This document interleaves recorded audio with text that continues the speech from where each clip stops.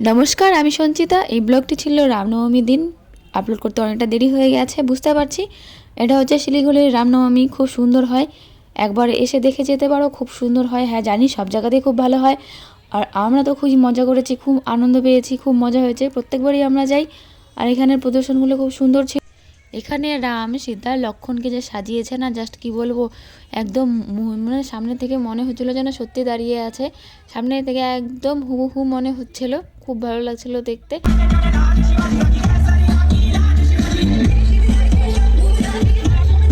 हर हर घर में एक ही नाम, জয় শ্রীরাম, জয় শ্রীরাম। এটা ছিল অযোধ্যার মন্দির। খুব ভালো লেগেছে আমার এই মন্দিরটা।